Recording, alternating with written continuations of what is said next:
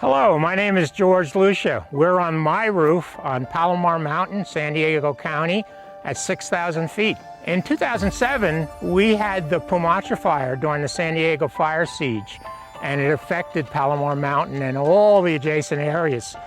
I want to share with you some tips that we've learned as neighbors in the Cleveland National Forest and myself as a fire chief helping people that will help you save your property and your home.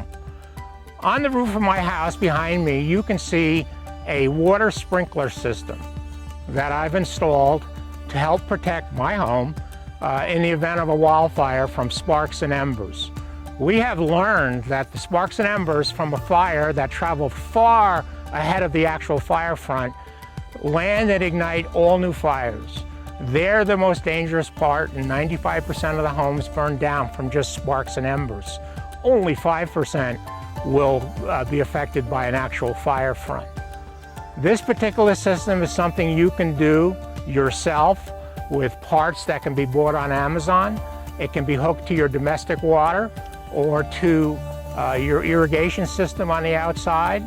It can be manually turned on, or it can be run with an iPhone. Depending on how serious you are about saving your home. This is just one more tool in the toolbox. This is not a magic bullet. You still need defensible space. You still need a plan. You still need to prepare. People who prepare and have muscle memory for what they're going to do in a disaster almost always survive and come out okay. I want to show you a little of the mechanics of the sprinkler system. This rooftop sprinkler system requires no maintenance, no holes in the roof, and can be purchased online very inexpensively. It rotates and covers the entire roof and perimeter of the house, and it is a good protection against sparks and embers. As we're talking about protecting your property and your home from wildfires, we don't want to forget about the solar panels. Solar panels are a big investment for people, and although going green and environmentally good, you want to protect them during a wildfire. To keep sparks from damaging them, coat them with fire gel. And after the wildfire event, it can be rinsed off and there'll be no damage to the solar panels at all. When a wildfire occurs, often resources come from out of county and out of state. These resources are not familiar with your area. It is so important that you have identification numbers on your property and on your home. This includes the entrance to the easement, the driveway, on the home, and even the rooftop for aircraft. We're going to give you a demonstration right now of this rooftop sprinkler system to show you the area it covers, 360 degrees around the house, and give you an idea of how well it'll protect you from sparks and embers. We can see the sprinkler system working on this house. We also see that there's defensible space all the way around the property, that the deck has been replaced with Trex so that it will not catch fire from a spark. There are so many things that you can do yourself before the fire. Don't hesitate to call your local fire department. They'll do an inspection, walk around, and give you these hints. If you're serious about fire prevention and wildfire, do it now. As we continue to talk about wildfire in rural areas, I want to remind everybody about liquefied petroleum gas, LPG. Most rural areas will run on LPG, and we need to know how to maintain the storage tank. The storage tank should be clear of vegetation and trees. You should probably identify your tank with your street numbers so emergency first responders can shut it down and they know it's connected to your home. And you should know how to operate the valve so you can shut it down before you leave. LPG can be vulnerable to impingement of fire, meaning that if a wildfire dwells on it for a long enough period of time, the steel can fail and the tank can skyrocket. I want you to know where the shutoff valve is for your propane tank. It's normally at the top of the tank under this bell. You can lift it up, you'll find a faucet mechanism, shut that off tight. That'll ensure that the gas is not flowing out of the tank in the event of a fire and will not do any damage in your house. When you're making your emergency plan, remember to include your propane tank in the areas that you'll put fire gel on. If you're using fire gel, that will protect the propane tank and insulate it from any sparks and fire. More and more people are investing in a generator. A generator will automatically start, run off your propane tank, and supply your entire house. If you choose not to evacuate but stay with your home, it's imperative that you have power and communications. Even if you do evacuate, it will keep your food from going bad, your security systems running, your fire alarm systems running. It's a good investment.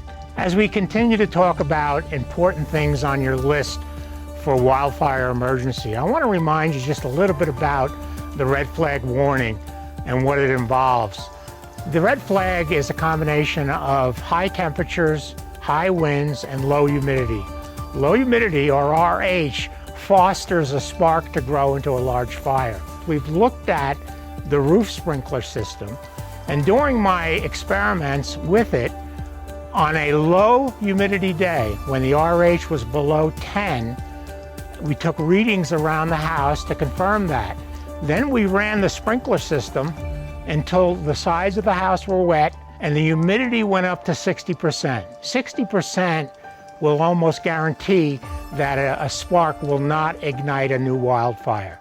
So humidity is important, and you need to remember what makes a red flag warning, and that your roof sprinkler system and irrigation can keep the RH in the area of your home at a high enough level to keep a new fire from igniting.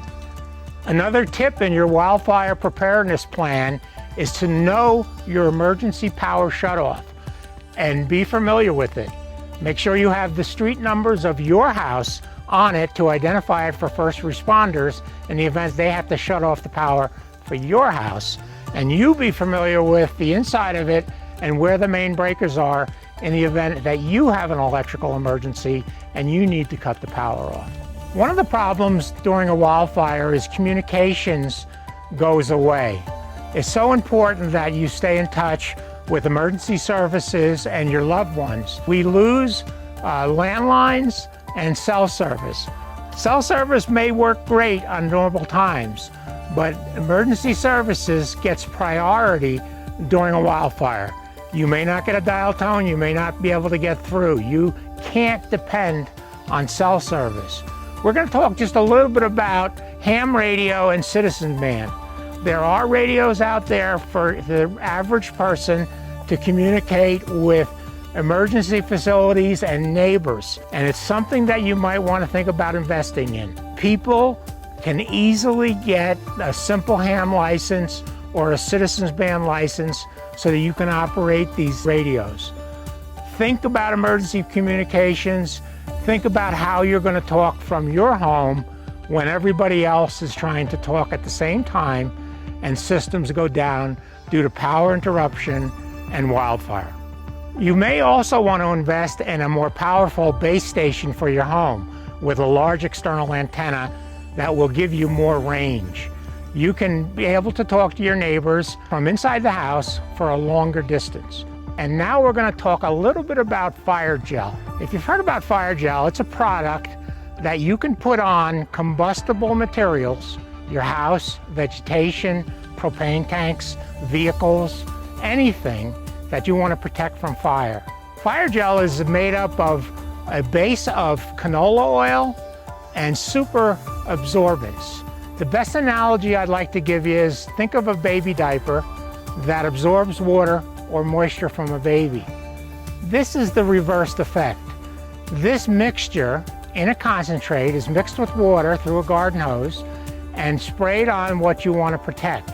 It forms millions of bubblets that stick to the side or stick to whatever and protect from heat, fire, and sparks. Those millions of bubblets evaporate one at a time, and 9 times out of 10, they last longer than the fuel that's burning the fire. We're going to give you a little demonstration here of Barricade brand fire gel, which is available locally, and you can put it on with your garden hose, your pressure washer, or a fire hose. There's many ways to apply it, but the simplest is with a garden hose. We're going to show you how it can protect windows, siding, and other combustible materials by coating a portion of the wood and not coating a portion of the wood and applying fire to it. So we're going to see a functional live demonstration as soon as we get all set up. The fire gel concentrate comes in 1 gallon and 5 gallon containers. We recommend the 1 gallon because it's much easier to handle. We're showing you Barricade brand, although there's many brands of fire gel. Fire gel, when it's stored for a period of time, can separate, and you will see a line of oil at the top. That's normal. You need to always shake it before you hook it to your garden hose. And the shaking is as simple as this. Shake it every 6 months, shake it before you use it. You'll see that it's thoroughly mixed now. This jug comes with a tamper seal. We're going to take the tamper seal off. We're going to loosen this cap, and we're going to take the second seal off. You can see that the gel is a thick solution, and it's now going to be mixed with water through the garden hose. We take the adapter that comes with the kit, we place it in, we screw it on. You want to make sure it's snug. The operation of the hose and the nozzle, the water will suck the gel up and mix it, and it'll come out looking like shaving cream. That's what you want to put on. The on-off valve is right here. There's nothing more to it at all. We're now going to coat one part of the combustible surface with gel, and then we'll do a demonstration.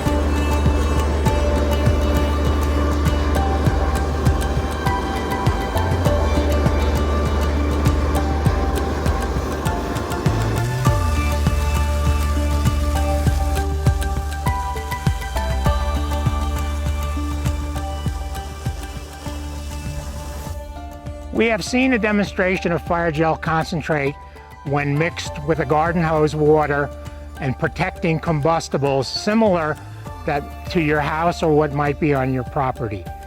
It's very important that the gel be put on in a uniform and consistent manner so that it will resist fire. It forms millions of bubblets of water that will resist temperatures as high as 5,000 degrees, the propane torch we use for the test, and will last longer than any fuels that might be burning around your house. I want to emphasize that you need to give yourself enough time to coat your entire house, any outbuildings, any propane tanks, anything you want to protect before you evacuate. You want to leave the hose out and any extra gel in the event that first responders come to your neighborhood so they can touch up and rehydrate the gel. It's very important that you evacuate and don't put yourself in harm's way. Fire gel is another tool in the toolbox in your plan against wildfire. You can see that it rinses right off after the emergency. It will not hurt the paint or the siding. It has no environmental danger to it, and it can go right in the main garbage waste stream after you pick it up. For more information, contact your local fire department, your local search group, or Fire Safe Council.